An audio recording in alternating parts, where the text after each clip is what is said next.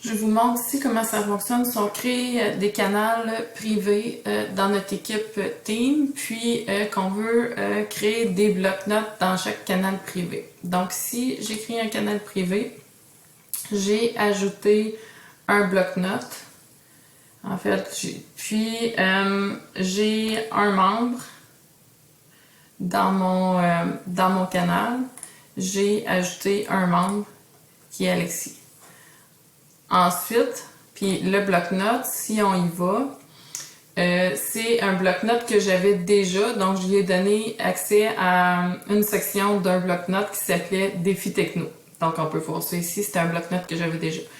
Dans le canal 2, j'ai fait la même affaire, puis j'ai aussi donné le droit à Alexis d'accéder au canal, c'est-à-dire au défi techno dans mon bloc-notes qui était déjà créé. Puis, il a fallu au début qu'Alexis fasse une demande d'accéder au bloc-notes parce que ça fonctionnait pas. Donc, même si je l'ai ajouté avant ou après la création du bloc-notes, ça fonctionnait pas, il fallait qu'il demande l'accès, mais dès que j'ai donné l'accès, il l'a eu pour les deux canaux. Donc, les deux canaux. Donc, ensuite, j'ai créé le troisième, ici, que j'ai pas mis Alexis dedans. Donc, si je vais dans gérer le canal, j'ai aucun membre dans ce canal-là. Donc, j'ai pas mis Alexis. Par contre, j'ai créé le bloc-notes avec le même répertoire défi techno. Fait que si on va voir dans défi techno, du côté d'Alexis, donc je me suis branchée avec Edge sur la... Donc, on peut voir que Alexis, dans le fond, là, il a accès à tout le bloc-notes au complet qui s'appelait collaboration du stage. Donc, il a accès à tout ça, même aux onglets que j'avais pas donné accès. Ah, mais je crois qu'il n'y a pas accès. Il a accès à tout. Il a accès à tous les onglets, même si j'avais créé mon bloc-notes juste sur Défi Techno. Donc, si on veut donner des accès, créer des bloc-notes pour nos canaux qui sont privés, ben il faut pas les mettre dans le même bloc-notes. C'est ça la conclusion. Donc, je montre ici comment faire pour... supposons que je veux me créer un canal privé. Donc, ça, c'est très facile. Je fais ajouter... en fait, il faut que je sois ici. Je vais faire ajouter un canal. Ensuite, je vais marquer le nom de mon canal. Je vais l'appeler 4. Puis ensuite, ici, je vais choisir privé. Puis je vais l'ajouter. Et là, je vais ajouter un nom. Donc, supposons que j'ajoute Alexis dans mon canal privé.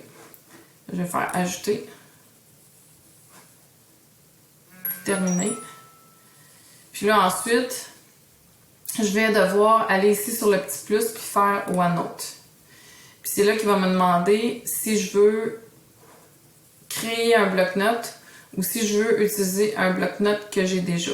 Donc, soit j'ai déjà créé mes bloc-notes au préalable, mais il ne faut pas mettre les canaux privés dans le même bloc-notes, sinon tout le monde va voir ce que les autres ont écrit. Puis étant donné que c'est privé, ben j'imagine que c'est parce qu'on veut pas qu'ils voient ce qui se passe dans d'autres canaux. Donc, il faut créer un bloc-notes. Puis dans ce cas-là, si on crée un bloc-notes, là, il nous demande le nom de notre bloc-notes. Donc, on crée notre bloc-notes, par exemple,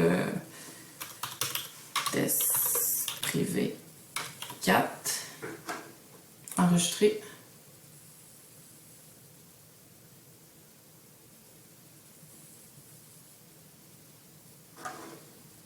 Puis là, si je vais ici, je clique sur la petite flèche, je suis bien dans le bloc-notes test privé 4 dans ma page.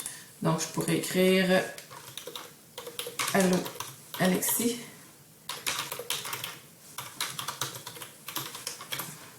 Puis ensuite, si Alexis, lui, il va voir ici. Là, on est dans le bloc-notes, mais si je m'en vais ici, test privé 4, je vais l'ouvrir. Puis là, vous voyez, étant donné que j'ai créé un nouveau bloc-notes, Alexis n'a pas eu besoin de me faire une demande pour accéder à mon bloc-notes. Donc, pour faire des bloc-notes séparés pour des canaux privés, il faut vraiment créer des nouveaux bloc-notes. Donc, ne pas donner accès à un bloc-notes, parce que si on donne accès à un bloc-notes, ça donne pas juste accès à la section, ça donne accès à tout le bloc-notes. Voilà mon astuce.